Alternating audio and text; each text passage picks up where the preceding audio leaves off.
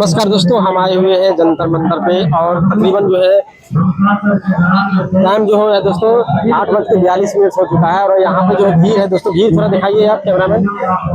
उधर जो है आप देख रहे हैं सोनम वांगचुक, और वहाँ पे कुछ लोग जो है अपनी बातों के रख रहे हैं। और जिस तरीके से लोग कहा था कि यहाँ पे भीड़ नहीं होगी, कुछ लोग हैं वहाँ पे जाएंगे और हम जो है बात करेंगे। चलिए आगे हम देखते हैं। एक भैया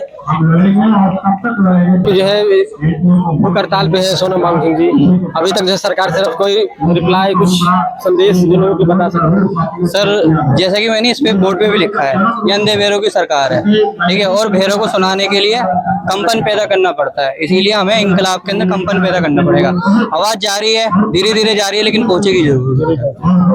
आगे चलते हैं। चलिए दोस्तों, और जो है लोग मिलेंगे, उनसे हम बात करेंगे, कोशिश करेंगे। कब से यहाँ पे आप हैं? जी, मैं पहले दिन से मैं लगातार आ रही हूँ, लेकिन कुछ दिनों से मेरे स्कूल खुल गए हैं।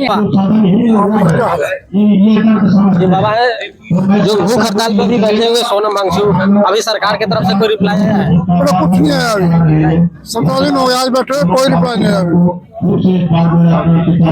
क्या लगता है आपको, उम्मीद बड़ा इस्तीफा देना पड़ेगा उसको। इतना जो में खड़ा हो गया, अभी दिल्ली में पूरे देश में आग फैलेगा जिससे हम कभी नहीं क्या खोलेंगे बेटे। अभी नहीं बैठे में तो दिल्ली में, लेकिन धीरे धीरे सारे को आग फैल गई।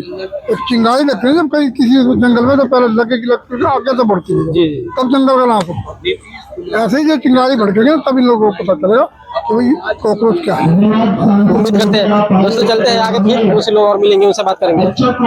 कब से यहाँ पे आप हैं? जी, मैं पहले दिन से मैं लगातार आ रही हूँ, लेकिन कुछ दिनों से मेरे स्कूल खुल गए हैं, तो मैं 2 दिनों से लगातार नहीं आ पा रही हूँ। तो मैं तो यही कहूँगी कि जितने लोग यहाँ पे आ रहे हैं वो लगातार आए, जुड़े। जो छात्र हैं वो भी जुड़े, आकर सम्मिलित हो इस प्रोटेस्ट में, क्योंकि ये हर उस छात्र का प्रोटेस्ट है जो आगे चल के कोई एग्जाम देगा, या आगे चल के मानिए उनके परिवार से कोई बच्चा एग्जाम देगा। इसलिए मैं कहती हूँ कि हर कोई आए, हर कोई इस प्रोटेस्ट में सम्मिलित हो, क्योंकि हम भी जानते हैं कि हमारे जो सरकारी स्कूल्स हैं आसपास हमारे इलाके के, उनकी स्थिति भी कुछ उतनी ठीक नहीं है। या कॉलेजों की बात ही की जाए तो कॉलेजों की स्थिति भी उतनी ठीक नहीं है। या आगे चल के सरकारी नौकरी की बात की जाए तो उसमें भी वैकेंसी नहीं निकाली जाती है। 10-10, 12-12 साल पर 1 या 2 वैकेंसी निकलती है मुश्किलों से हर एक सीट पे।